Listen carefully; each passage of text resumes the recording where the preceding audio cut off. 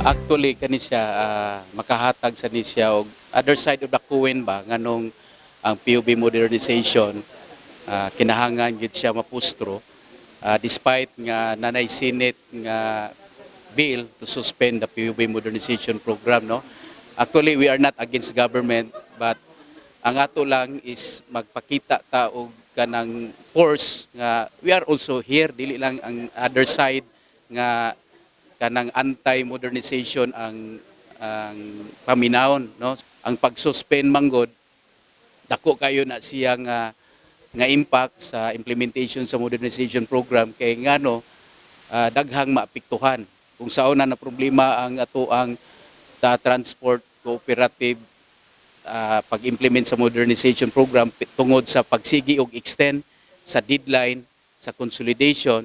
Much worse kani siya hinuon, murabag kaning from extension nga naputol as mandate by our President Bongbong Marcos, karon another form of kaning nga delayed nga giterm nila og suspension sa PUB. So makaingon ta nga mas worse ni siya nga decision nga i-suspend kay daghan ang maapektuhan.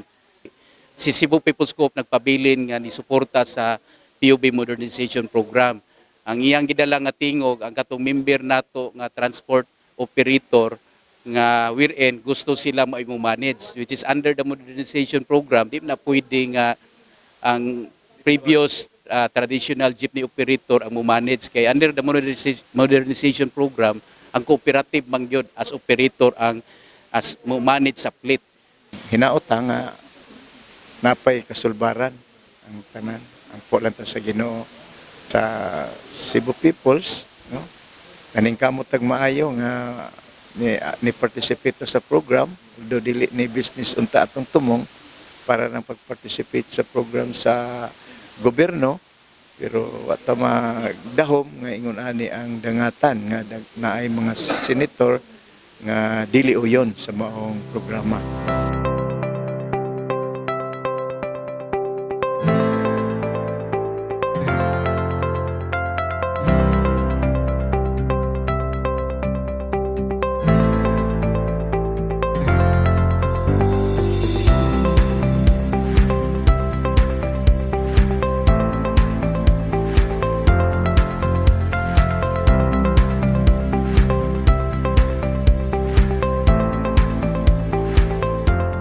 Katuyuan gyud is pag-post ani bitaw suspension sa atong modernization program.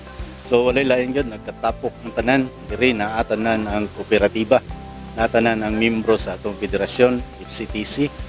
O di lang membro sa federasyon naapod ang korporasyon na nag-support gyud sila kanato. Walay lain katuyuan is pagsupak gyud ani suspension sa kanang nahimo ni Senator Tolpo sa kuan nga resolusyon.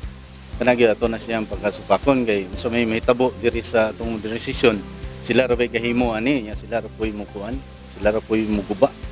So kami in town nga naka-modernize na nga tarong comply, kami mo pinakaluoy ani. Wala gilain among katuyuan is mangit full implementation sa modernization program, dili suspension. Oo. So ako alang misahe sa tong mga kaubanan no nga labi na gid katong ni comply na sa kaning programa sa gobyerno kaning ang i-mandate sa gobyerno nga PUB modernization program. Ang ako lang untang kinahanglan nata mo gawas, kinahanglan nata makigwisog para ani nga program kay dugay na nga panahon nga kami murag nagpakahilom mao na nga wala tagidungong. So karon panahon na, so it's a time na siguro nga kinahanglan na gid ta mo gawas, kinahanglan na gid ta magpakita nga sa atong gidaghanon, kinahanglan na gid ta magpakita sa ato ang